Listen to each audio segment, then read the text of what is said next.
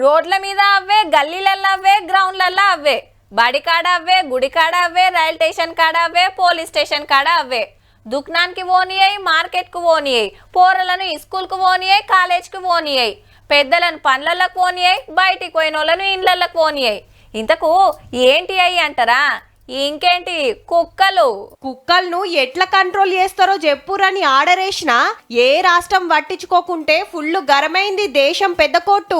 గల్లీల మనుషులు అగబడితే పిక్కలు వీక్తున్నాయి, కరిసి పాడైతున్నాయి. గిట్లయితే ఎట్లా? పట్టుకోయి షెల్టర్ల పెట్టురని 2 నెలల కిందటనే ఆర్డర్ వేసింది. మరి ఇంత పెద్ద దేశంలా మన తెలంగాణ, ఢిల్లీ, బెంగాల్ 3 సర్కార్లే సమాధానం చెప్పినాయట. కాడమోళ్ళకేం సోయిలేదా అని కోర్టు కోపమైందన్నట్టు.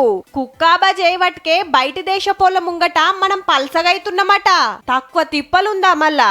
ఏ గల్లీల చూడు గుంపులు గుంపులు మోపైనాయి. పెద్దలను చిన్నలను ఎంతో మందిని దవాఖాన్ల బెడ్డెక్కియబట్టే. ఢిల్లీలా ఏడాదిలోనే 37 లక్షల మందిని గరిస్తే అండ్లా 54 మంది రేబీస్ బీమార్ తోటి కాలం చేసిండ్రంటే ఎట్లున్నదో చూడుర్రిగా. గందుకే రాత్రొండిన అన్నం మిగిలిందనో, చపాతీలు గట్టిగైనాయనో, చికెన్ బొక్కలు గంకుతాయనో బయటేస్తే బాజప్తా కేసులు పెడతామన్నారు.